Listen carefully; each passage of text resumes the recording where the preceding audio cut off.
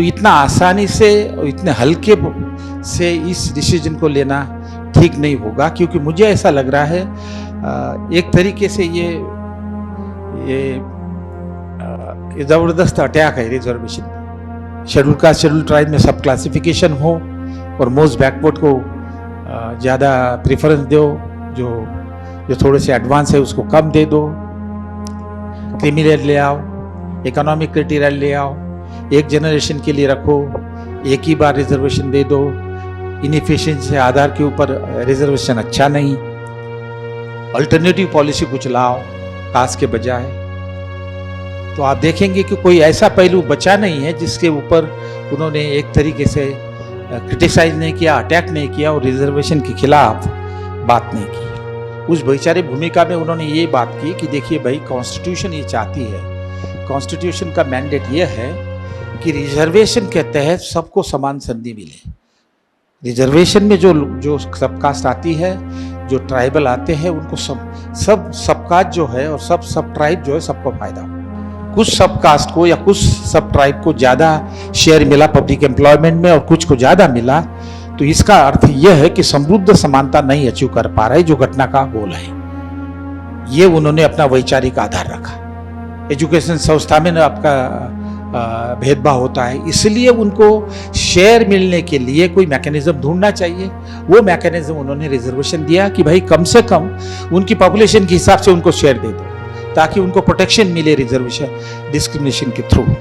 ये बाबा साहब ने दी है पहली बार, कि डॉक्टर बाबा साहब अम्बेडकर को इसका एहसास था कि हर एक सब कास्ट में कुछ लोग पीछे, उनको देना चाहिए। ये पॉलिसीज है डॉक्टर बाबा साहब अम्बेडकर की। ये जो आर्गुमेंट की है ये गलत है, इसलिए इसका रिव्यू होना चाहिए, क्योंकि जिन एकेडमिक आर्गुमेंट पे उन्होंने जजमेंट दी है या सजेशन की है, उसका आधार जो वो बहुत कमजोर है।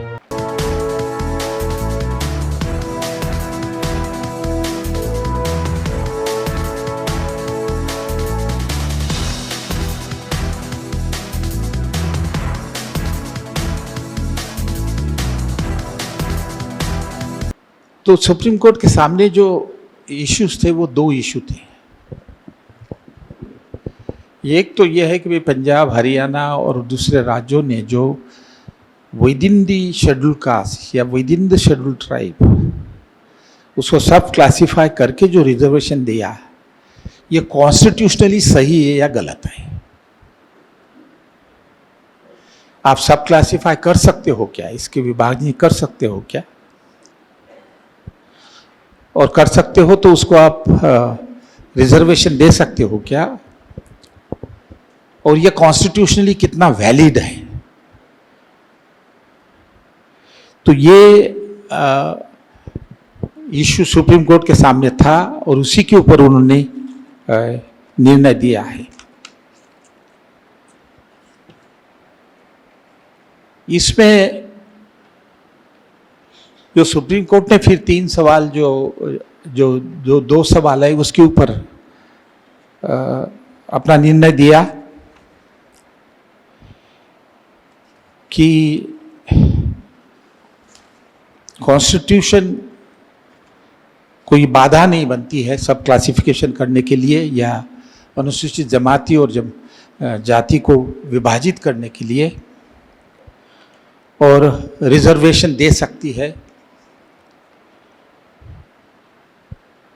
और वो रिजर्वेशन एक विशिष्ट मानदंड के साथ या क्राइटेरिया के साथ वो दे सकती है। और जो सबसे बैकवर्ड क्लास है within the schedule caste या within the schedule tribe, उसको आप रिजर्वेशन दे सकते हो। अच्छा, इसमें ये जो निर्णय दिया ये बेसिकली चीफ जस्टिस साहब ने पूरे बेंच के लिए लिखा है, और फिर और लोगों ने उसको सम्मति दी है, जिसमें सभी जज है, एक जज छोड़ के। तो पहला तो ये मुद्दा है, लेकिन थोड़ी सी ये भी समझ लेना चाहिए कि हालांकि सुप्रीम कोर्ट के सामने, बेंच के सामने इशू ये था कि भाई उपवर्गीकरण करके हम कुछ क्लास को within the schedule caste reservation दे सकते या नहीं है, और ये घटना के हिसाब से ठीक है या नहीं, इसके आगे कुछ था नहीं। तो इन्होंने बेंच ने तो कहा कि भाई उपवर्गीकरण कर सकते हो कुछ मानदंड के आधार पे आप मोस्ट बैकवर्ड क्लास को आइडेंटिफाई कर सकते हो और फिर उसको आप एक परसेंटेज दे सकते हो रिजर्वेशन में। उसकी अलग अलग उन्होंने मेथड दी है, फाइनल ओपिनियन उन्होंने दिया नहीं। उन्होंने इतना ही कहा कि ये जो मेथड है रिजर्वेशन देने की ये कॉन्स्टिट्यूशनली वैलिड है, उसके बारे में मैं बाद में चर्चा करूंगा। तो ये निर्णय उन्होंने दिया। लेकिन सबसे इम्पॉर्टेंट बात जो है वो हम लोगों ने समझ लेनी चाहिए, वो ये है कि वो जज बेंच जो है वहाँ नहीं रुका, उनका जो मैंडेट था उसके आगे चले गया।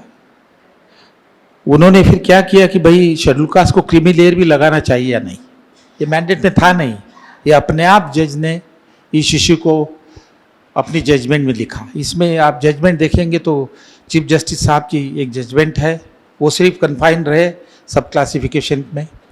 और दूसरा जो फिर है वो क्रीमी लेयर का है, जिसमें गवई साहब ने अलग से लिखा है, पंकज मित्तल ने अलग से लिखा है, और भी तीनों जज जो है उन्होंने सेपरेट लिखा है। तो ये जो तीनों जज है इन्होंने ये बाकी के जज जो है इन्होंने और इश्यू को भी चर्चा में लिया और अपनी राय दी। इसमें है, ये बहुत छोटा दिख रहा है, उधर मत देखिए ये टेक्नोलॉजी कुछ काम नहीं करती है। उन्होंने ये कहा कि भाई क्रीमी लेयर शेड्यूल कास्ट को लागू करना चाहिए या नहीं, इसके ऊपर राय दी। अच्छा, वहाँ नहीं रुके तो फिर उन्होंने कहा कि भाई रिजर्वेशन जो है इसकी टाइम लिमिट भी होनी चाहिए, कहाँ तक चलता रहेगा। वहाँ पर भी नहीं रुके, उसके आगे गए और उन्होंने कहा कि वो ऐसा करे कि रिजर्वेशन सिर्फ एक बार ही आप इस्तेमाल करो, एक बार लिया उसके बाद मत लीजिए, या फिर 1 जनरेशन के लिए ले लीजिए। तो ये तीसरा इश्यू था, वहाँ पर भी नहीं रुके वो। तो उन्होंने ये कहा कि ऐसा होना चाहिए कि रिजर्वेशन के लिए इकोनॉमिक क्राइटेरिया लगाना चाहिए, आर्थिक आधार होना चाहिए। उसके कारण क्या है क्या नहीं मैं आपके साथ चर्चा करूंगा। उसके आगे और वो चले गए, स्पेशली पंकज मित्तल। उन्होंने कहा भाई इफिशिएंसी रिजर्वेशन जो है इनइफिशिएंसी लाता है, इनइफिशिएंसी आधार के ऊपर भी रिजर्वेशन को हमने रखना नहीं चाहिए एक तरीके से। पंकज मित्तल और आगे जाते हैं, वो कहते कि ये कास्ट बेस्ड रिजर्वेशन नहीं होना चाहिए, आपको न्यू पॉलिसी बनाइए, न्यू ब्रांड पॉलिसी, ये वर्ड है उनके, ये अल्टरनेटिव पॉलिसी। और वो वहीं नहीं रुके तो उन्होंने फिर अपनी राय दे दी कि भाई एंशियंट इंडिया में तो कास्ट सिस्टम था ही नहीं, वर्ण सिस्टम थी, वर्ण system based on qualities of person, और वो एक अच्छी है। ये क्यों उन्होंने लिखा है कुछ समझ में नहीं आया, लेकिन उससे एक तरीके से मानसिकता नजर आ रही है। तो कुल मिला के मैं ये आपको बताने की कोशिश कर रहा हूं कि ये जो जजमेंट है ये बहुत गंभीर जजमेंट है। ये एक इशू के लिए होता तो अलग बात थी, लेकिन जज वहां रुके नहीं, जितने भी पहलू रिजर्वेशन के हैं उस सब पहलू से उन्होंने उनको एक तरीके से क्रिटिसाइज किया और अल्टरनेटिव दिया। तो इतना आसानी से और इतने हल्के से इस डिसीजन को लेना ठीक नहीं होगा, क्योंकि मुझे ऐसा लग रहा है एक तरीके से ये जबरदस्त अटैक है रिजर्वेशन पे ऑन ए मल्टीपल एंगल। ऐसा कुछ छूटा नहीं है। शेड्यूल कास्ट शेड्यूल ट्राइब में सब क्लासिफिकेशन हो और मोस्ट बैकवर्ड को ज़्यादा प्रेफरेंस दो, जो थोड़े से एडवांस है उसको कम दे दो, क्रीमी लेयर ले आओ, इकोनॉमिक क्राइटेरिया ले आओ, एक जनरेशन के लिए रखो, एक ही बार रिजर्वेशन दे दो, इनएफिशिएंसी आधार के ऊपर रिजर्वेशन अच्छा नहीं, अल्टरनेटिव पॉलिसी कुछ लाओ कास्ट के बजाय। तो आप देखेंगे कि कोई ऐसा पहलू बचा नहीं है जिसके ऊपर उन्होंने एक तरीके से क्रिटिसाइज नहीं किया, अटैक नहीं किया और रिजर्वेशन के खिलाफ बात नहीं की। अच्छा, अब ये मैं आपके सामने जो ब्रीफली जो विचार रखूंगा वो ये रखूंगा कि जो मेन डिसीजन है सब classification of schedule caste for reservation purposes, और बाकी भी जो और सारी जो 4-5 सजेशन दी है, उन्होंने उसको घटना की प्रोविजन क्या है, घटना उसको अलाउ करती है नहीं, इसको स्टडी करके बताया कॉन्स्टिट्यूशनली वैलिड है या नहीं, सब क्लासिफिकेशन या क्रीमी लेयर है, इकोनॉमिक क्राइटेरिया या और भी इंडिकेटर जो है और भी जो एस्पेक्ट है वो उन्होंने बताए। और उन्होंने जनरली पहली जो मेन डिसीजन है उसके बारे में ये कहा कि ये तो बिल्कुल कॉन्स्टिट्यूशन वैलिड है। इसके पहले जो जज थे उन्होंने तो उसको नकारा था, कुछ जज ने नकारा, कुछ ने एक्सेप्ट किया, लेकिन ये बेंच ने कॉन्स्टिट्यूशनल वैलिडिटी उसको प्रदान की और इसलिए उनको उन्होंने सपोर्ट किया। लेकिन सबसे बड़ी बात है जिससे मैं थोड़ा सा परेशान रहा पढ़ने के बाद, वो ये है कि उन्होंने जजमेंट देते वक्त कुछ एकेडमिक नॉलेज भी इस्तेमाल किया। SC/ST की स्थिति के बारे में और रिजर्वेशन की स्थिति के बारे में, और जो नॉलेज जनरेट होता है वो एकेडमिशियन करते हैं। हजारों लोग लिखते हैं रिजर्वेशन कैसा काम कर रही है, कैसी नहीं कर रही है, किसको फ़ायदा हुआ, किसको नहीं हुआ, इफ़िशिएंसी हुई या नहीं, ये सारा बड़ा मैसिव अभ्यास होता है। उन्होंने उस जो नॉलेज है एकेडमिशियन ने जनरेट किया है, वो पब्लिक डोमेन में है, उसका भी इस्तेमाल किया है अपनी आर्ग्यूमेंट को सपोर्ट करने के लिए। तो मैं आपके सामने लीगल सपोर्ट जो कि उन्होंने जस्टिफाई किया उसमें नहीं जाऊंगा, क्योंकि मेरी कैपेबिलिटी भी नहीं है, और उसमें जो है वो पॉइंट ऑफ व्यू है। यदि आप सिर्फ सब क्लासिफिकेशन ही लोगे तो कम से कम 3-4 ऐसे बेंच है जिन्होंने सपोर्ट किया, 3-4 ऐसे बेंच है जिन्होंने विरोध किया। अब बताइए क्या करें। हम जो नॉन लीगल एकेडमिशियन है उसको ये समझ में नहीं आता, सत्य तो एक ही होता है ना।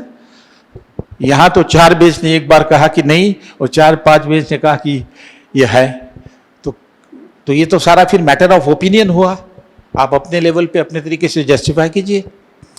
तो इसलिए मैं लीगल एस्पेक्ट में जाऊंगा नहीं, लेकिन आपके सामने ब्रीफली इसकी एकेडमिक वीकनेसेस जो है, मैं शुरू में आपको बता दूं कि ये लीगली जस्टिफाइबल है या नहीं वो अलग बात है, कुछ लोग कह रहे नहीं है, लेकिन एकेडमिक आर्गुमेंट जो उन्होंने उनके डिसीजन के सपोर्ट में लाई उसमें बहुत कमियां है, उसमें बहुत लिमिटेशंस है, और उस एकेडमिक आर्गुमेंट पे आप, मेरा ख्याल है आप उसको जस्टिफाई नहीं कर सकते।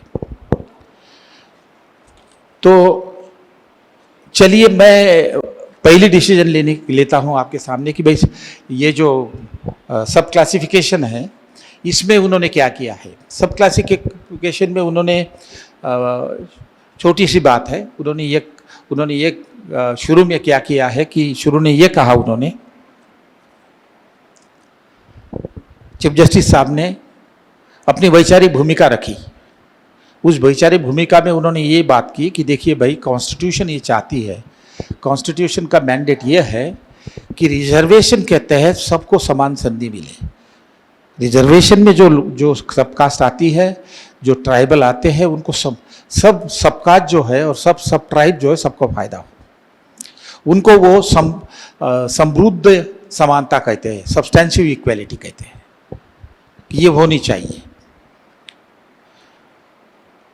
लेकिन उनका यह कहना है कि यदि कुछ सब कास्ट को या कुछ सब ट्राइब को ज़्यादा शेयर मिला पब्लिक एम्प्लॉयमेंट में और कुछ को ज़्यादा मिला, तो इसका अर्थ यह है कि समृद्ध समानता नहीं अचीव कर पा रहे, जो घटना का गोल है। ये उन्होंने अपना वैचारिक आधार रखा, और फिर उन्होंने जस्टिफिकेशन दिया कि यदि कुछ सब कास्ट और कुछ सब ट्राइब यदि ज़्यादा फायदा उठा रहे हैं कंपेयर टू अदर्स, तो ये देख लेना चाहिए, उसकी स्टडी होनी चाहिए, और उसके आधार पे कुछ सबकास्ट को ज़्यादा वेटेज दे और औरों को कम दे दे। इस तरह की शुरुआत उन्होंने की है और जस्टिफिकेशन देने की बात की है। अच्छा, ये मान के फिर उन्होंने क्या किया है कि भाई एक हाइपोथेसिस या अंदाज उन्होंने कहा है कि भाई ये मान के वो चले कि कुछ सबकास्ट जो है उनको ज़्यादा शेयर मिल रहा है नौकरियों में औरों की तुलना में, और ये मान के चलने के बाद फिर उन्होंने क्या किया है कि उन्होंने कुछ कारण दिया है कि हम सब कास्ट को सब कास्ट में क्लासिफाई कर सकते हैं और रिजर्वेशन दे सकते हैं। इसके लिए उन्होंने क्या किया है, उन्होंने दो बातें की। उन्होंने ये किया है कि जितनी भी सुप्रीम कोर्ट की डिसीजन थी फॉर एंड अगेंस्ट, उसका रिव्यू किया, और उसमें एक सेट ऑफ डिसीजंस है, वो ये कहता है कि भाई सब क्लासिफिकेशन नहीं कर सकते आप। प्रेसिडेंट ने एक शेड्यूल कास्ट की लिस्ट बनाई और वो सभी अनटचेबिलिटी से सफ़र होते हैं, इसलिए वो होमोजीनियस ग्रुप है, उसको आप टिंकरिंग उसके साथ नहीं कर सकते। रिजर्वेशन देने के लिए ग्रुप बनाया है, प्रेसिडेंट ने बनाया है, उसमें कास्ट ऐड करना निकालना वो पार्लियामेंट का काम है, लेकिन आप उसको सब क्लासीफाई नहीं कर सकते। दूसरी जो बेंचेस है, 3-4 बेंचेस है जिसका उन्होंने रिव्यू किया, वो ये मानती है कि नहीं, शेड्यूल कास्ट या शेड्यूल ट्राइब ये होमोजीनियस नहीं है, हेट्रोजीनियस है। वो सिर्फ शेड्यूल कास्ट की या शेड्यूल ट्राइब की कैटेगरी बनाने के लिए उनको इकट्ठा किया है, और जिसके तहत रिजर्वेशन दिया। It is only for limited purpose, उससे ज़्यादा उसका पर्पस नहीं है, और वो हेट्रोजीनियस है, उनकी सोशल एंड इकोनॉमिक स्टैंडिंग अलग अलग है। तो ये उन्होंने पहला मुद्दा चीफ जस्टिस साहब ने कहा, ये हर्डल उनको क्रॉस करना था, क्योंकि यदि आप कह रहे हो कि सब क्लासिफिकेशन करे तो आपको ये बताना होगा कि भैया ये शेड्यूल कास्ट और शेड्यूल ट्राइब जो है ये भिन्न भिन्न है, इसमें हेट्रोजिनिटी है, इसमें डिस्पैरिटीज़ है, कुछ को कम फायदा कुछ को ज़्यादा फायदा, ये इसलिए इसका सब क्लासिफिकेशन करना ज़रूरी है, आवश्यक है। अनइक्वल यदि शेयर कोई ले रहा है तो उससे इक्वालिटी समृद्ध इक्वालिटी प्रमोट नहीं हो पा रही है, ये उन्होंने किया। अच्छा चलो, ये जो बात है ये उन्होंने जो की है, ये बात कॉन्स्टिट्यूशन के बेसिस पे की हुई है कि साहब कॉन्स्टिट्यूशन का 15(4) एंड 16(4). 15(4) ये कहता है कि government has a power to take policy for the social and educational development of scheduled caste. 15(4) ये कहता है कि government also can take a policy where by some class is not under represented in government service. तो उन्होंने ये कहा है कि यदि अंडर रिप्रेजेंटेड कोई क्लास है, सोशली और एजुकेशनली बैकवर्ड है, तो फिर सब क्लासिफिकेशन हो सकता है, जो मोस्ट बैकवर्ड है उसको आप रिजर्वेशन दे सकते हो। ये लीगल बात है, अभी लीगलिटी में हम नहीं जा सकते। मैंने कहा कि एक साइड पे एक है, दूसरा साइड पे दूसरी कुछ बेंचेस है, और इन्होंने सपोर्ट किया, चीफ जस्टिस साहब ने सपोर्ट किया उन ग्रुप ऑफ जजमेंट को जो ये कहती है कि हेट्रोजीनियस है और सब क्लासिफिकेशन हो सकता है, रिजर्वेशन दिया जा सकता है। लीगल जस्टिफिकेशन है, ये मेरी राय है, मेरा इंटरप्रिटेशन है, आप क्या कर सकते हो।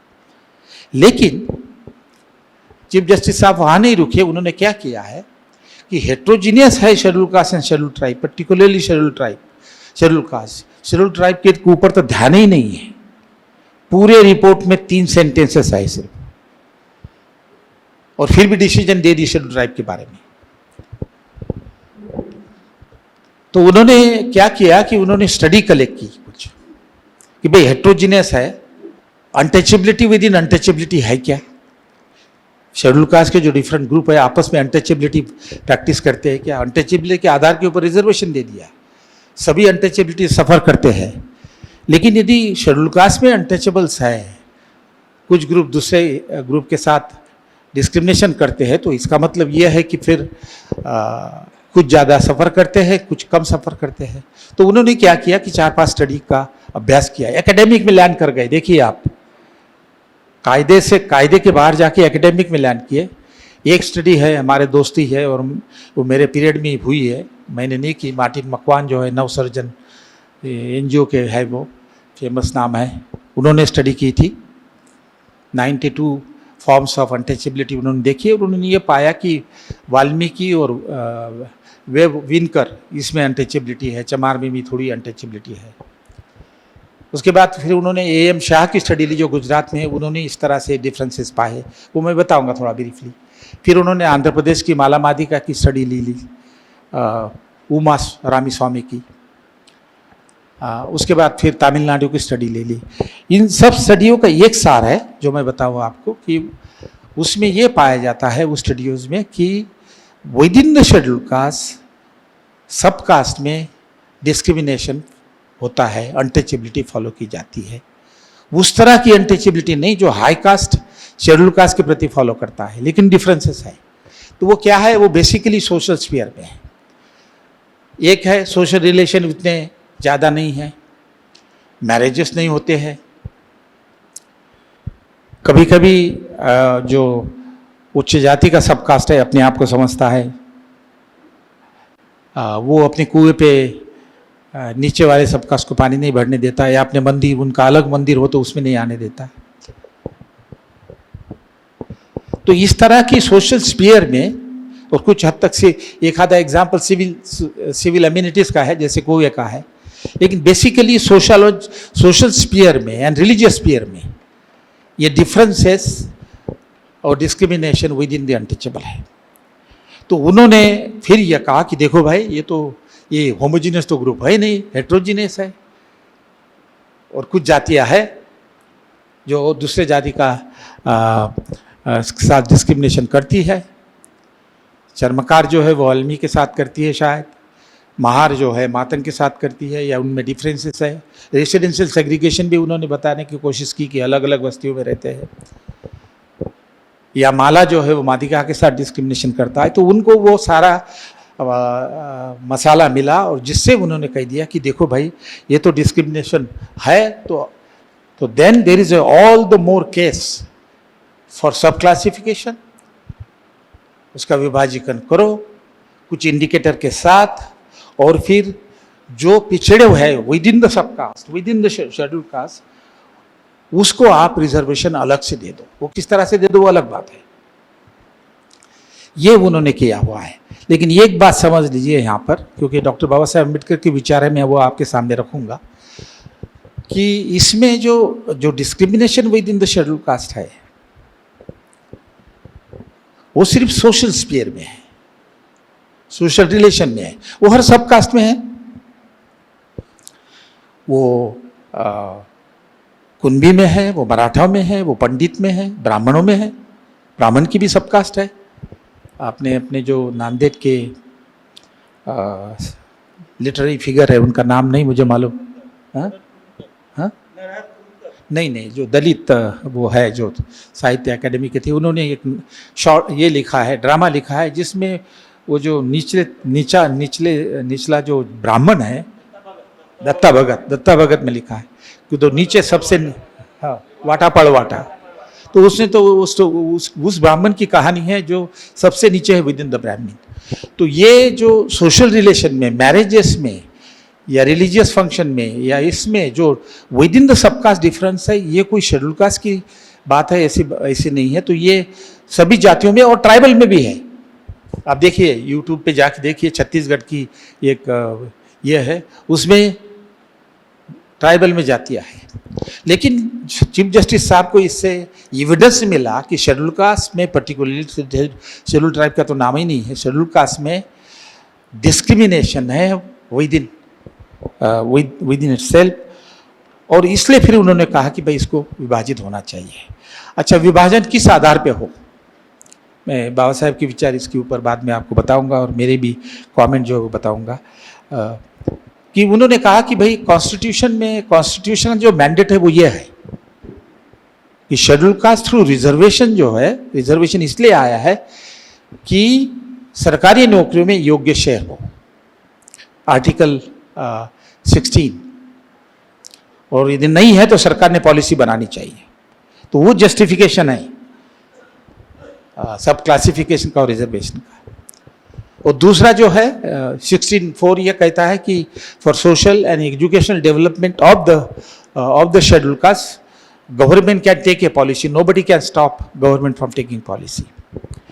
तो इसलिए उन्होंने 2 इंडिकेटर लिए हैं कि भाई आप शेड्यूल कास्ट में जो सब कास्ट है उसको क्लासिफाई करो, किस आधार पे, under representation in public service, किसका कितना शेयर है वो देखो। और दूसरा उन्होंने कहा कि सोशली और एजुकेशनली कितने वो बैकवर्ड है और एडवांस है। ये दोनों क्राइटेरिया लेके आप स्टडी करके डाटा लेके देख लो कि सब कास्ट कौन सी आगे कौन सी ज़्यादा है, आगे है, और जो पीछे है उसके लिए आप फिर रिजर्वेशन दे दो। तो ये जो है, और रिजर्वेशन कैसे दे दो ये उसके मेथड उन्होंने दिए है, उसमें मैं नहीं जाऊंगा। अब मैं आ रहा हूं कि ये बात सही कितनी है कि शेड्यूल कास्ट को सब क्लासीफाई करके उनमें से मोस्ट बैकवर्ड सब कास्ट आइडेंटिफाई करके उनको अपना कोटा देने की जो बात है, और उनका ये कहना है, ये समझ लीजिए बहुत इंपॉर्टेंट है, उनका ये कहना है कि इससे सही समता आएगी क्योंकि सभी सब कास्ट बराबरी की होगी। तो वो equality between the schedule cast सब कास्ट अचीव करने के लिए आपको जो बैकवर्ड है उसको आपको स्पेशल प्रायोरिटी देनी चाहिए। अच्छा, डॉक्टर बाबा साहेब अम्बेडकर का राय क्या है इसमें? क्योंकि डॉक्टर बाबा साहेब अम्बेडकर तो फादर है रिजर्वेशन पॉलिसी के, दुनिया में है वो, उन्होंने पहली बार रिजर्वेशन पॉलिसी दी। दुनिया में लीगल सेफगार्ड अगेंस्ट डिस्क्रिमिनेशन, भेदभाव के खिलाफ कायदा जो है ये है। जब अमेरिका में स्लेवरी बैन हो गई 1866 में, उसके बाद इमीडिएटली फिर अमेरिकन सरकार ने एक कायदा लाया कि भाई जो रेसिज्म इम्प्लीमेंट करेगा या रेसिज्म पालेगा तो उसके खिलाफ एक्शन ले सकता है। वो बाबा साहेब ने लिया है स्टेट एंड माइनॉरिटीज़ में। या वो जो राउंड टेबल कॉन्फ्रेंस ने बाबा साहेब जो मेमोरेंडम दिया है उसमें वहाँ से लिया हुआ, लिखा है उन्होंने कि मैं तो अमेरिकन कॉन्स्टिट्यूशन से ले रहा हूँ, लीगल सेफगार्ड अगेंस्ट डिस्क्रिमिनेशन मेरी कोई नई बात नहीं है। 1870 का भी लिया है उन्होंने। तो लीगल सेफगार्ड तो बाबा साहब ने दिए है, वो वहाँ से लिए है। लेकिन रिजर्वेशन जो है, क्योंकि आपके नौकरी में आपका भेदभाव होता है, लेजिस्लेशन में आपका भेदभाव होता है, आप माइनॉरिटी के हो इसलिए आप चुन के नहीं जाओगे, हाई कास्ट मेजॉरिटी में है।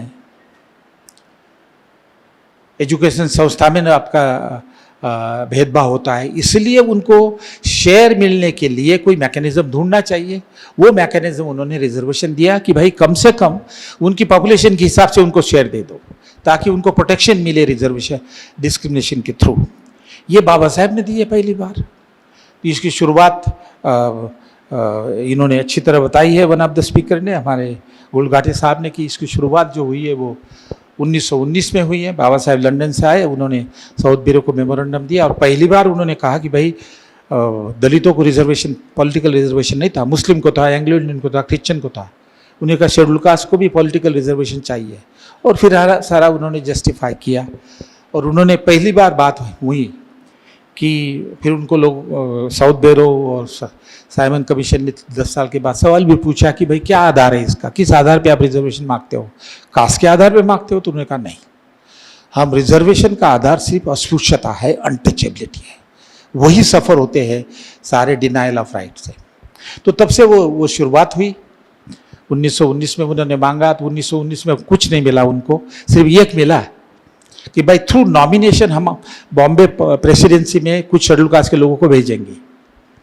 और 2-3 लोग गए। फिर बाबा साहब भी बाद में जो बॉम्बे असेंबली में आए विधान परिषद में, वो उसी 19 के कंसेशन की वजह से आए। उन्होंने जो कोशिश की उन्हीं का फ़ायदा उनको मिला, वो चले रिप्रेजेंटेटिव बन के चले गए। लेकिन फिर राउंड टेबल कॉन्फ्रेंस में उन्होंने मेमोरेंडम दिया, उसमें फिर पॉलिटिकल रिजर्वेशन माना गया।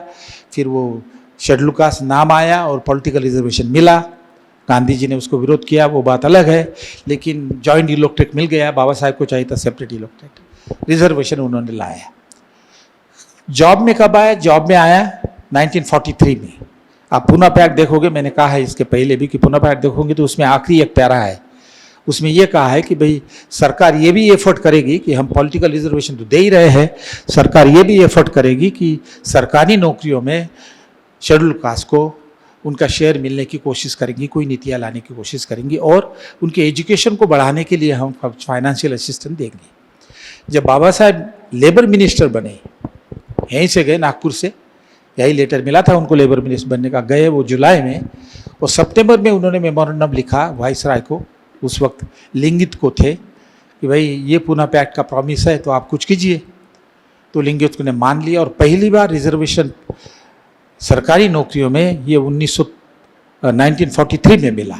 12% था पहले, फिर बाद में बढ़ा और फिर उसके बाद तो कॉन्स्टिट्यूशन में वो सारे प्रोविजन आ गए, 15(4), 16(4। कहने का मेरा, आपको बताने का मेरा मतलब ये है कि जो बाबा साहब सारी रिजर्वेशन पॉलिसी जो बाबा साहब ने लाई, उनके विचार क्या है सब क्लासिफिकेशन के बारे में और रिजर्वेशन के बारे में। बाबा साहब के विचार दो तरह के हैं, वो समझ लेना चाहिए। लिखा है, मैंने आर्टिकल भी भेजा है, लेकिन पब्लिश करने वाले पब्लिश नहीं करते क्योंकि ये एक अलग व्यू है ना, ये वो आएगा वो।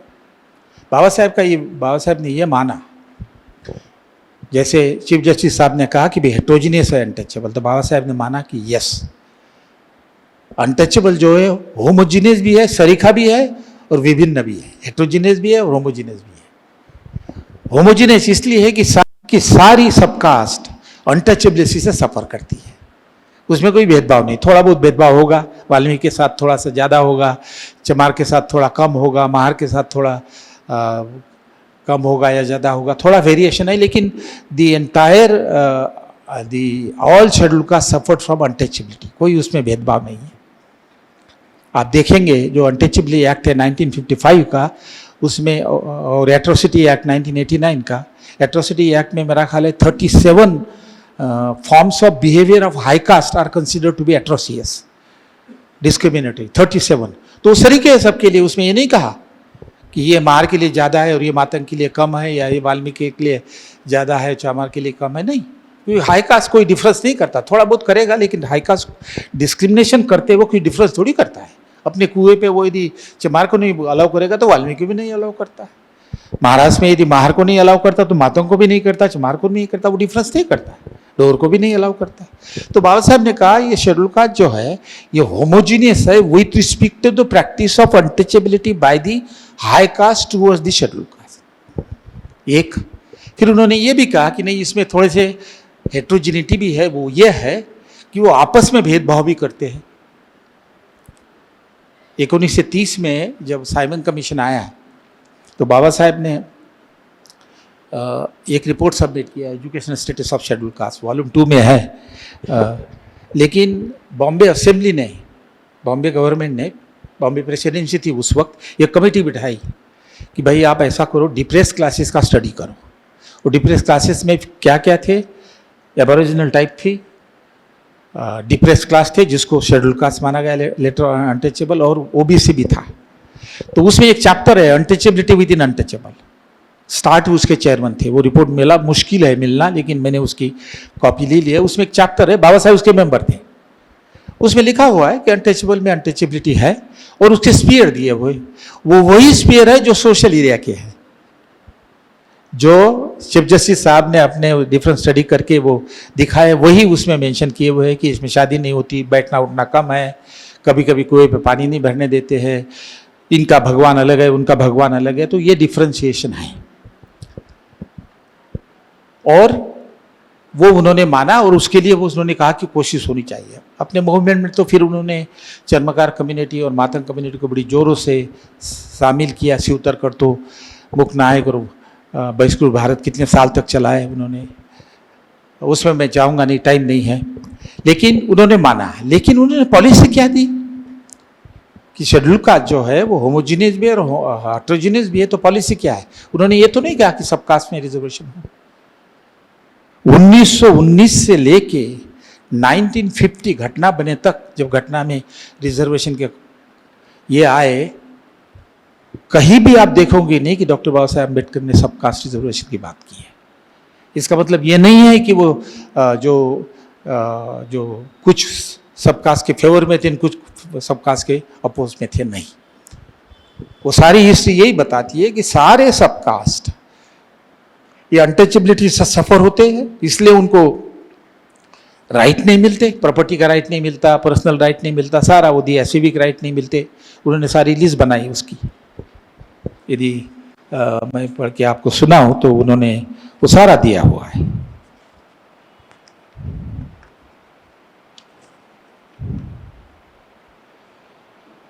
कि पर्सनल राइट भी नहीं है, सिविल राइट भी नहीं है। पर्सनल राइट मतलब आप जो कपड़ा चाहे वो नहीं पहन सकते हो, घोड़े पे नहीं जा सकते हो, साइकिल नहीं चला सकते हो, ये पर्सनल राइट हुए ना, बोल नहीं सकते हो। सिविल राइट जो है कि जो कॉमन फैसिलिटीज़ है गांव में वो नहीं मिलती आपको, मंदिर में नहीं, वेल में नहीं। पॉलिटिकल राइट नहीं है, वोट देने का राइट नहीं था उस वक्त, और जहाँ था वहाँ डिस्क्रिमिनेशन होता था। और इकोनॉमिक्स राइट, वो तो उन्होंने पहली बार इकोनॉमिक्स राइट बाबा साहब ने लाया कि प्रॉपर्टी का राइट नहीं है, धंधा करने का राइट नहीं है, उच्च जाति के इसमें अच्छे रोजगार मिलने का अधिकार नहीं, और एजुकेशन का तो है ही नहीं। मैंने बताया है आपको इसके पहले कि साउथ ब्यूरो कमेटी की आप रिपोर्ट पढ़ेंगे तो अम्बेडकर साहब ने जब लंबी इंटरव्यू दी है उसके बाद उन्होंने, वो मेंबर ने उसकी समरी की कि डॉक्टर अम्बेडकर ने क्या कहा। तो उसमें एक जगह ये भी लिखा हुआ है कि डॉक्टर अम्बेडकर साहब ने यह कहा कि बॉम्बे में एक महार महिला को वो तरबूज बेच रही थी, इसलिए उसको अरेस्ट किया। इसका मतलब कायदा था कि अनटचेबल तरबूज और वेजिटेबल न बेचे, बाकी कुछ कर सकते हैं। ये लिख रहा है साउथ ब्यूरो कमेटी का, वो समरी लिख रही है। तो ये सारे इकोनॉमिक अधिकार भी वो उनको नहीं थे। अच्छा, इसमें ये सारा होते हुए डॉक्टर बाबा साहेब अम्बेडकर ने सबकास्ट की बात नहीं की, लेकिन बाबा साहेब ने जो सबकास्ट पीछे है उसके इश्यू को इग्नोर नहीं किया, पॉलिसी भी सजेस्ट की। क्या पॉलिसी सजेस्ट की बाबा साहेब ने? दो तरह की पॉलिसी सजेस्ट की। एक तो उन्होंने की कि डिस्क्रिमिनेशन और अनटचिंग के खिलाफ लॉ होना चाहिए, विच जो बना, शेयर मिलने के लिए रिजर्वेशन होना चाहिए पब्लिक सर्विस में, लेजिस्लेशन में, एजुकेशन इंस्टीट्यूशन में। फिर एग्जीक्यूटिव में शेयर होना चाहिए, तो मिनिस्ट्री बननी चाहिए, कमीशन बनना चाहिए मॉनिटरिंग करने के लिए, ये उनकी सजेशन थी। और स्टेट एंड माइनॉरिटी में उन्होंने वो उसको रेमेडीज अगेंस्ट डिस्क्रिमिनेशन कहा, जो लास्ट उनका मेमोरेंडम था कॉन्स्टिट्यूएंट असेंबली को। लेकिन उसके बाद उन्होंने और एक पॉलिसी दी। उनको ये मालूम था कि विद इन द सबकास्ट भी डिस्पैरिटीज है। महार में, मातंग में, माला में, मादिका में, inside within the subcaste there are inequalities, but those inequalities are between the persons. किसके पास जमीन है, किसके पास एजुकेशन है, किसके पास धंधा है, किसी के पास कुछ नहीं है। इसलिए उनके लिए उन्होंने अलग से नीति बनाई, जिसको आप कहेंगे आर्थिक विकास और शैक्षणिक विकास के लिए उन्होंने अलग से 5वीं नीति सजेस्ट की है। और सारी पॉलिटिकल पार्टीज उनकी ले लीजिए, people independent level party, schedule caste federation या IPI, वह लैंड डिस्ट्रीब्यूशन की उन्होंने मांग की है, कल्टिवेबल लैंड की। वो जो जमीन है वो सबकास्ट के लिए नहीं मांगी। वो जो डिफरेंट सबकास्ट में जो ऐसे लोग हैं जिनके पास जमीन नहीं है, लैंडलेस है, इलिटरेट है, बिजनेसलेस है, उनके लिए उन्होंने सारा मांगा है। वो सभी के लिए है, ऑल सबकास्ट। और आप स्टेट एंड माइनॉरिटी देखोगे तो वहाँ तो साफ है, 2 ही रेमेडीज दी उन्होंने। एक रेमेडीज अगेंस्ट डिस्क्रिमिनेशन जो मैंने आपको बताई, और दूसरी remedies against for economic and empowerment, जमीन का राष्ट्रीयकरण करो और सबको जमीन दे दो, इंडिविजुअल को, ग्रुप को नहीं, schedule caste as a group नहीं, इंडिविजुअल को। और फिर एजुकेशन डेवलपमेंट के लिए उन्होंने पोस्ट मैट्रिक स्कॉलरशिप भी की, जो आज तक चल रही है। 1943 में मिली उनको post matric scholarship, overseas scholarship 1943 में मिली, जो आज तक चल रही है। तो इकोनॉमिक और एजुकेशन एम्पावरमेंट के लिए of the individual within the schedule caste who lack land and who are less literate, उनके लिए उन्होंने वो पॉलिसी दी। और डिस्क्रिमिनेशन के खिलाफ अलग दी। इसका मतलब यह है कि डॉक्टर बाबा साहेब अम्बेडकर इसका एहसास था कि हर एक सब कास्ट में कुछ लोग पीछे उनको देना चाहिए। ये पॉलिसीज है डॉक्टर बाबा साहेब अम्बेडकर की। अच्छा, मैं क्योंकि वो और भी मुद्दे लेने हैं, लेकिन चीफ जस्टिस साहब इसको नहीं समझते।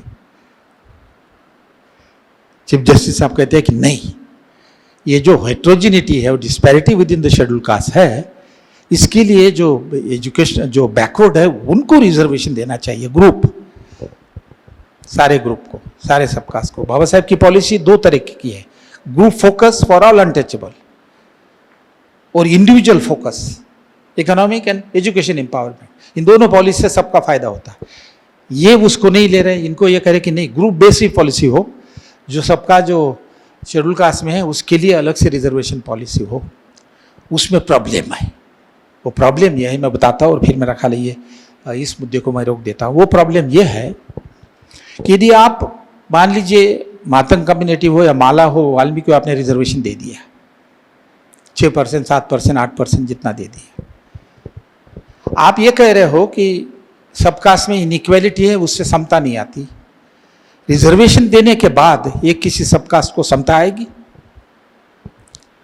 ये होगा कि जो मातंग में, वाल्मीकि में या मादिका में जो इकोनॉमिकली बेटर ऑफ है उसका वो फायदा उठाएंगे, जो गरीब है, इलिटरेट है, उसको उतना फायदा उनको मिलेगा नहीं। और यदि थोड़े से लोग फायदा उठा रहे हैं और ज्यादातर लोग फायदा उठा नहीं रहे हैं, तो ये विदिन कास्ट, विदिन सबकास्ट जो इनइक्वालिटी है, ये बिटवीन सबकास्ट भी तो इनइक्वालिटी कायम रखेगी। यदि मातंग में मान लीजिए कि 80% ऐसे हैं जिनके पास जमीन नहीं, 70% ऐसे है कि बिल्कुल लो एजुकेशन है, कहाँ से रिजर्वेशन लेंगे? एक छोटा सा तबका लेगा। तो इसलिए मातंग विजाविस महार, विजाविस चमार बैकवर्ड रहेगा, क्योंकि आप ग्रुप बेस्ड पॉलिसी सजेस्ट कर रहे हो। आपने क्या करना चाहिए? ग्रुप बेस्ड तो रहेगी, रिजर्वेशन तो रहेगा, लेकिन साथ साथ इंडिविजुअल बेस्ड करो ना। जो मातंग कम्युनिटी में, माला कम्युनिटी में जो इंडिविजुअल जिनके पास इकोनॉमिक कुछ पावर है नहीं, वो एजुकेशन नहीं, उसको इकोनॉमिक पावर दे दो, एजुकेशन के लिए स्कॉलरशिप दे दो, प्रोग्राम चलाइए। उसका असर क्या होगा कि his capacity to use the reservation, to use the job, government job will increase. इसमें नहीं होगा जो चीफ जस्टिस साहब सजेस्ट कर रहे हैं उसमें नहीं होगा। वो जहाँ की जो इनइक्वालिटी वो कायम रहेंगी विद इन द सबकास्ट। उसको आपने रिजर्वेशन दिया तो छोटा सा तबका फिर उसका फायदा उठाएगा। तो मुझे ये लगता है, I will stop it here on that point, कि जो बाबा साहेब की पॉलिसी है, group based policy for all the subcaste, schedule caste taken together, and individual focus policy within each of the subcaste is a suitable remedy to deal with the problem of inter subcaste disparities. तो ये मुद्दा मुझे कहना था। और भी मुद्दे हैं उसमें, क्योंकि उसमें कमियां हैं, लेकिन मेरे पास टाइम नहीं है बताने का। वो ये है कि देखिए, उतना मुद्दा मैं कह दूं आपको कि चीफ जस्टिस साहब ने वो स्टडी को लेके पाया कि हेट्रोजिनिटी है और अनटचेबिलिटी है, लेकिन अनटचेबिलिटी सोशल स्फीयर में है। और सोशल स्फीयर में जो अनटचेबिलिटी, उससे वो कम्युनिटी बैकवर्ड थोड़ी रहती है। यदि माहर मातंग के साथ या मादिका माला के साथ शादी नहीं कर रहा, उसके साथ खाना पीना बैठना ही नहीं कर रहा, कम कर रहा है, अपने कुएं पे नहीं आने दे रहा है, तो उसका शेयर जो है गवर्नमेंट सर्विस में कम थोड़ी होगा। उसका शेयर कम इसलिए है कि उसके पास जमीन नहीं है, कुछ लोगों के पास शिक्षा है। तो उन्होंने लेना क्या चाहिए था? एजुकेशनल एंड इकोनॉमिक डेवलपमेंट की इंडिकेटर लेने चाहिए थे। हेट्रोजिनिटी देखनी थी, तो वो नहीं है, किसी भी स्टडी में नहीं है, सारी स्टडी में है। बाबा साहब ने साउथ ब्यूरो कमीशन में, साउथ ब्यूरो को बिल्कुल बताया कि हमारे जो शेड्यूल कास्ट, उनको मिलिट्री में एंट्री नहीं, पुलिस में एंट्री नहीं, बिजनेस में नहीं है, महिला का महिला का एग्जाम्पल दे दिया, लैंड में नहीं है।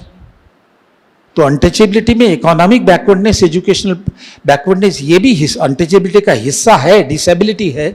ये चीफ जस्टिस साहब ने नहीं देखा। लेकिन जब ये देने की बात आ गई कि कैसे क्लासिफाई करें, वहां इकोनॉमिक इंडिकेटर लाए, under representation, educational backwardness, social backwardness, कभी कभी इकोनॉमिक बैकवर्डनेस की बात करते हैं। तो मेरा ख्याल है वो उसमें और भी इश्यूज है जो मैं, टाइम नहीं है, वो मैं अलग से उसको लिखूंगा। अब आखिरी में और 15-20 मिनट में मेरा ख्याल है मैं ख़त्म कर लूँगा। बहुत गर्मी है यहाँ पे फिर भी आप सुन रहे हैं और मैं बोल रहा हूँ।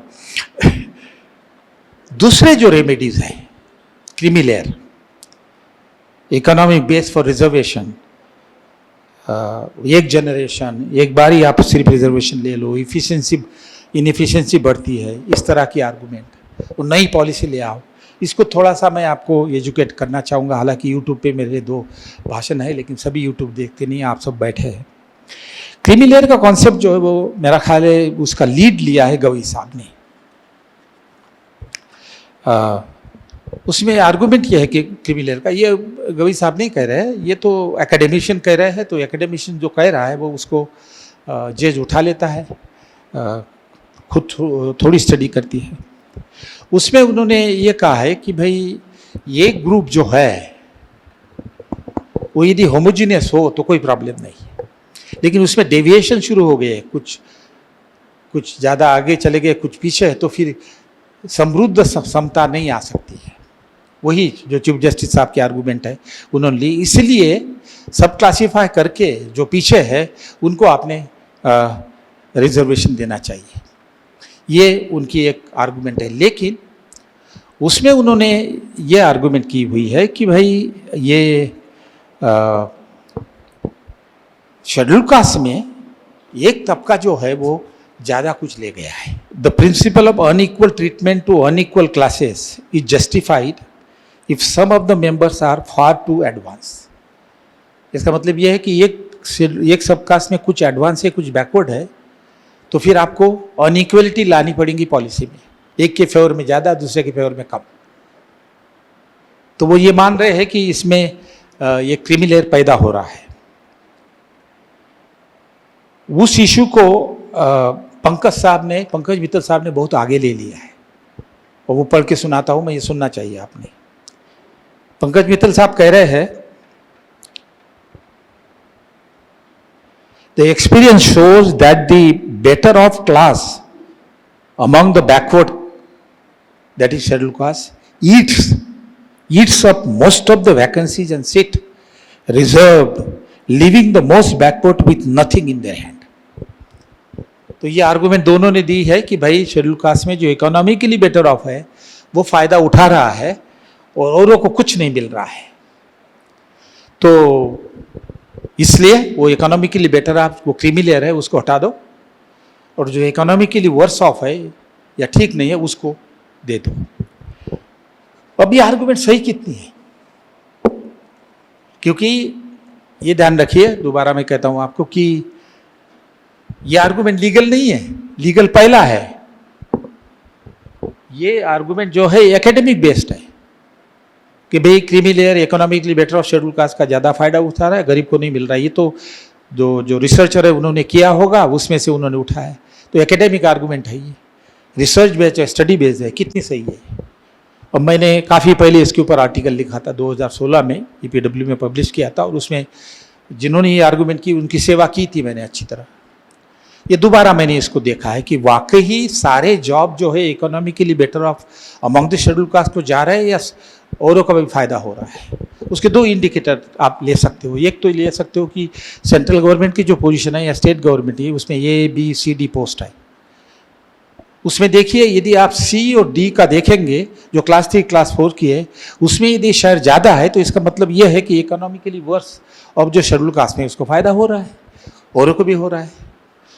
दूसरा, वो टेबल का एक्सप्लेनेशन दे दूंगा मैं आपको। दूसरा है कि भाई उनका एजुकेशनल बैकग्राउंड क्या है। यदि वो हायर सेकेंडरी है और क्लास 3 क्लास 4 में है, इसका मतलब यह है कि शेड्यूल कास्ट को शेड्यूल कास्ट में जो गरीब है या इकोनॉमी के लिए यह है उनको फ़ायदा हो रहा है, सिर्फ इकोनॉमिकली बेटर ऑफ नहीं हो रहा है। तो वो सेंट्रल गवर्नमेंट का डेटा है, देख लीजिए आप वहाँ पे। वो देखता नहीं है, छोड़ दीजिए, मैं आपको बताऊंगा कि ये लेटेस्ट डेटा है 2022 का कि आप ABCD ले ले, और CD में आप सफाई कर्मचारी और के साथ और उनको मिला के यदि आप ले ले, आपको क्या नज़र आता है कि इंडिया में 75 मिनिस्ट्रीज जो है उसके जितने शेड्यूल कास्ट के रिजर्वेशन में है उसमें 89% सी में है और डी में है।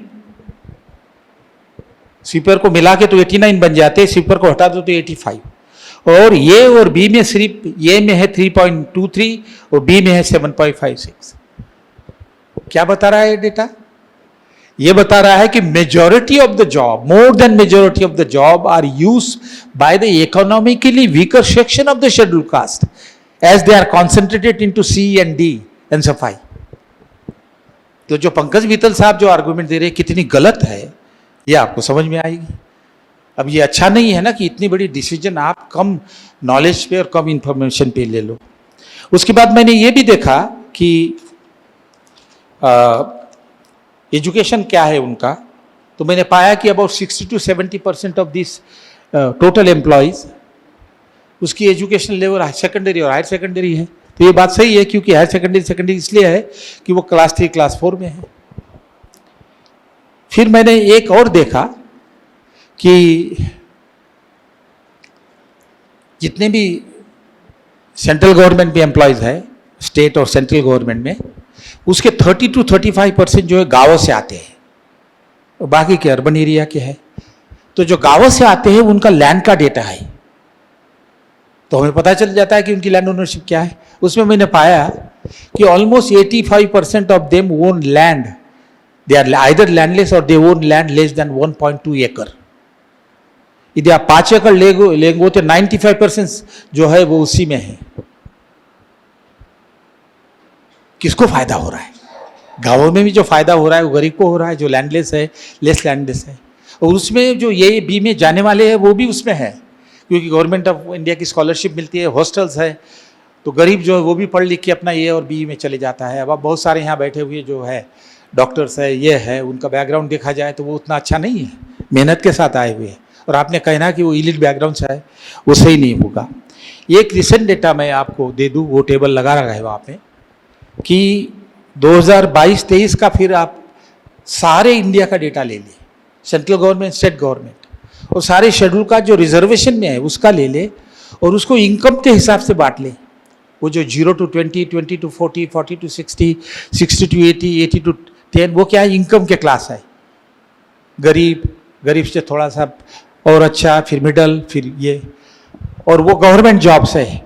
तो टोटल जॉब में इन इकोनॉमिक क्लास के हिसाब से क्या शेयर है देखो, आपको सीधा दिखता है।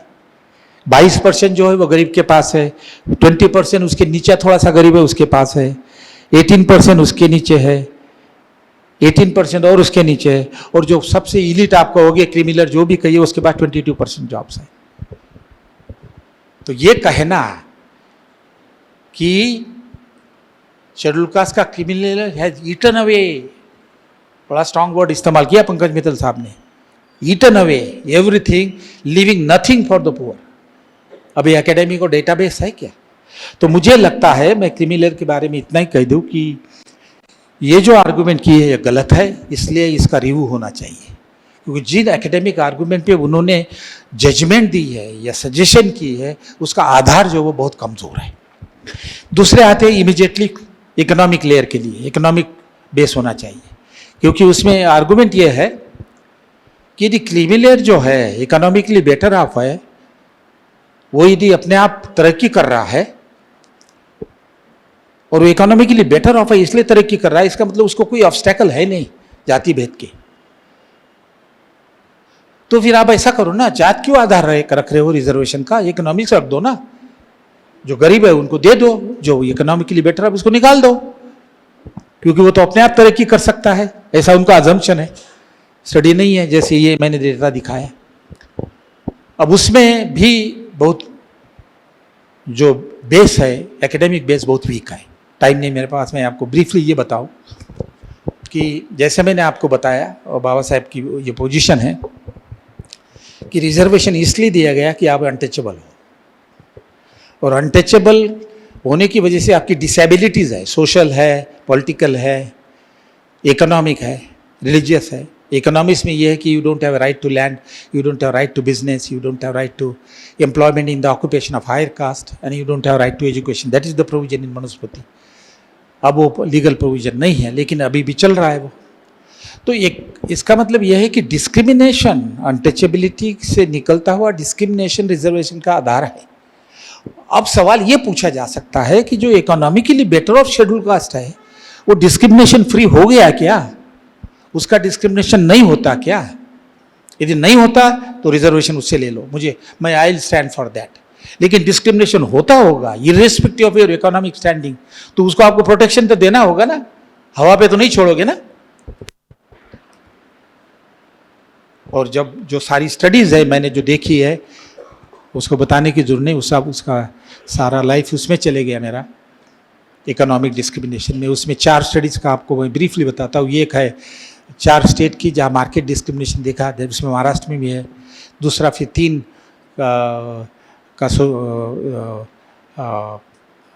फिर एक्शन 8 की स्टडी है 500 गाँव की, सोशल एंड इकोनॉमिक डिस्क्रिमिनेशन.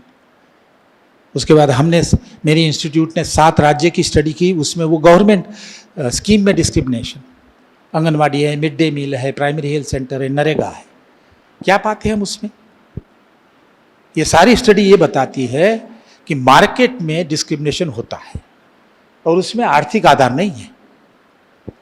जो शेड्यूल कास्ट का फार्मर है उसको हाई कास्ट से बैल और मजदूर नहीं मिलता है, क्योंकि it is below the dignity of the high caste to lend out bullock and the labour. एक अनटचेबल मार के फार्म पे एक कुंबी या मराठा या ब्राह्मण जाके काम करी, ये उनके डिग्निटी के बिलो है, इसलिए उनको मिलता नहीं, बैल नहीं मिलता, मैन्योर नहीं मिलता, मिलता है वो सीड वगैरह. अच्छा, जो फार्मर जिसका डिस्क्रिमिनेशन हो रहा है कि उसको ये इनपुट नहीं मिलते, वो 20 एकड़ वाला भी है और 5 एकड़ वाला भी है.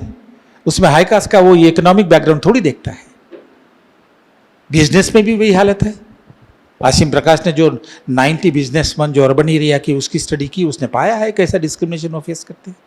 मैंने रूरल एरिया में जो स्टडी की, जो ग्रोसरी ओनर है, रेस्टोरेंट चलाता है और टैक्सी है उसके पास, उसमें हमने पाया है कि वो ग्रोसरी के पास तो हाई कास्ट का परचेस करने के लिए आता नहीं है, वो अपने गांव के उसी जाति के लोग उसको लेते हैं. ज़्यादा से ज़्यादा ज़रूरत पड़ी तो जो पैक है ना, स्टडी में पाया पैक मटेरियल है जैसे साबुन है वो लेगा, क्योंकि हाथ नहीं लगता है. लेकिन खुला चावल और खुला गेहूँ नहीं लेगा, क्योंकि अनटचेबल को हाथ लगाना होगा उसको. तो परचेज में और सेल में डिस्क्रिमिनेशन है. रेस्टोरेंट वाले का तो भूल ही जाएगी, उसके दुकान पे कोई नहीं आएगा नूडल परचेस करने के लिए, बल्कि उसको ये बताया जाए कि नूडल मत आप करो. वही हाल टैक्सी की है. High caste will prefer the taxi of the person of their own caste, लेकिन बहुत ही ज़रूरत पड़ी फ्री करेगा. तो ये और ये सारे जो है इकोनॉमिकली बेटर ऑफ लोग हैं. दोनों देखिए आप, यदि इकोनॉमिकली बेटर ऑफ का डिस्क्रिमिनेशन होता है तो उसको आपको प्रोटेक्शन देना होगा. और reservation is a policy to give the fair share and protection. Government में हमने देखा है, आंगनवाड़ी में, मिड डे मील में शेड्यूल कास्ट के लड़के अलग बैठते हैं, और अलग जब लड़के को बिठाते हैं, ये थोड़ी देखते हैं कि ये 20 साल का भी इसका फादर जो है इसके पास 10 एकड़ जमीन है और ये जो है लैंडलेस है. नहीं, अनटचेबल है, हम उसको अलग बिठाएंगे. औरों के लिए प्लेट देते हैं, अनटचेबल लड़के को प्लेट घर से लानी होती है. और सर्विंग पहले हाई कास्ट की होती है और शेड्यूल कास्ट को बाद में खाना दिया जाता है मिड डे मील स्कीम में. मेरे पास वीडियो है, मैंने जब स्टडी की तो राजस्थान में वीडियो लिया हुआ है कि शेड्यूल कास्ट के लड़के जो है बेचारे आंखों से देख रहे हैं कि ये कब खाना ख़त्म करेंगे और हमें हमारा चांस मिलेगा. उनको मिलता है बचा हुआ खाना. अच्छा, जो लड़का है वहाँ उसका इकोनॉमिक बैकग्राउंड डिफरेंट भी हो सकता है ना. तो ये समझ लेना चाहिए, जिन साहब ने ये इकोनॉमिक डिमांड की बात की, स्पेशली पंकज मित्तल, और उसमें गवई साहब भी है कुछ हद तक, कि भाई discrimination is neutral to economic standing. ये बेस्ड ऑन आइडेंटिटी, जात, धर्म, जेंडर. तो जब आपने महिलाओं को रिजर्वेशन देने की बात की तो ये थोड़ी कहा आपने कि जो इकोनॉमिकली बेटर ऑफ महिला है उसको निकालो और इकोनॉमिकली पुअर महिला है उसको रखो. ऐसा तो नहीं किया आपने, क्योंकि आपको मालूम है महिलाओं का डिस्क्रिमिनेशन महिलाओं है इसलिए होता है, उसके इकोनॉमिक बैकग्राउंड से नहीं होता. तो ये जो है इकोनॉमिक बेस की डिमांड करना ये ठीक नहीं है, ये भी सही आधार पे बेस नहीं है. ये कहूँगा मैं कि भैया जो economically better of schedule caste के लोग हैं, ऑफिसर्स है, ये है वो है, उनको आप इकोनॉमिक फैसिलिटी मत दो ना, उनको कंसेशन मत दो फीस में, उनको सब्सिडाइज क्रेडिट मत दो। जो भी आप इकोनॉमिकली बेटर आपको फैसिलिटी देते नहीं हो वो उनको मत दो। लेकिन ये मत कहो ना कि उनको रिजर्वेशन नहीं मिलेगा, क्योंकि रिजर्वेशन इसलिए चाहिए कि उनका डिस्क्रिमिनेशन होता है। रिजर्वेशन नहीं तो उनको जॉब नहीं मिलेगी, इकोनॉमिकली बेटर ऑफ हो या न हो। तो इसलिए ये जो आर्गुमेंट है कि इकोनॉमिक बेस लाना चाहिए, ये मैं सजेस्ट कर रहा हूँ कि वॉलंटरीली भी कुछ लोगों ने जो इकोनॉमिकली बड़े अच्छे रिजर्वेशन लेना नहीं चाहिए, और बहुत लोग नहीं लेते हैं। लेकिन कुछ इकोनॉमिक फैसिलिटी मत दो उनको, सब्सिडाइज क्रेडिट हो, ये वो, लेकिन रिजर्वेशन आप नहीं निकाल सकते क्योंकि उनके साथ भेदभाव होता है। तीसरा पॉइंट जो है कि भाई एक जनरेशन के लिए रखो, एक पीढ़ी के लिए रखो, एक बार रखो। अरे भैया इसका कोई आधार है? एक जनरेशन में उसका डिस्क्रिमिनेशन खत्म हो जाता है जो रिजर्वेशन का आधार है। अब ये जो सारे बिजनेसमैन मैंने आपको बताए, ये तो सारे तीसरी जनरेशन के हैं। या जो स्टूडेंट आईआईटी मुंबई में है जिन्होंने दमान सुसाइड हो गया, मुझे भाषण के लिए बुलाया था, वो तो तीसरे जनरेशन के, फिर भी उसका डिस्क्रिमिनेशन हो रहा है। जैसे ही एडमिट होता है उसको पूछा जाता है कि आप कोटे से आए हो क्या, कैटेगरी से हो क्या। ये थोड़ी देखते हैं कि उसका इकोनॉमिक बैकग्राउंड क्या है। तो एक जनरेशन में थोड़ी खत्म होने वाला है, ये रहेगा। तो कम से कम इन्होंने क्वालिफाइड आर्गुमेंट तो करनी चाहिए ना कि हाँ भाई ये इतने जनरेशन तक दे दो जब डिस्क्रिमिनेशन खत्म हो जाए। दूसरा मुद्दा यह है कि रिजर्वेशन इसलिए दिया जा रहा है कि शेड्यूल कास्ट हाई कास्ट में गैप है। कोई भी इंडिकेटर लीजिए, पॉवर्टी, इनकम ले लीजिए, माल न्यूट्रिशन ले लीजिए, ओनरशिप ऑफ वेल्थ ले लीजिए, मॉर्टेलिटी ले लीजिए, एनीमिया ले लीजिए,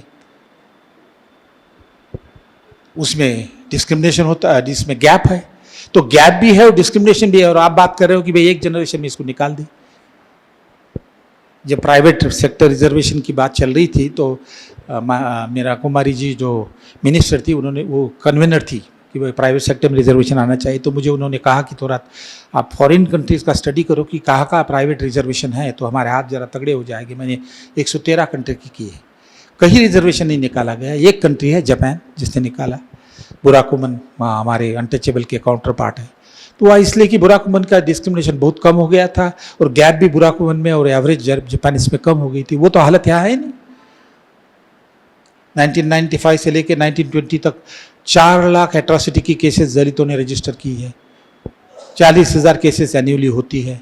worst kind of atrocity on A daily basis आप देखते हो, और गैप का तो पूछो मत। तो ये तो कहना चाहिए कि as long as there is a discrimination and as long as there is a disparity between schedule caste and तब तक रिजर्वेशन हो, उसके बाद निकालो। वो भी नहीं है, सीधा पंकज मित्तल साहब कह रहे हैं।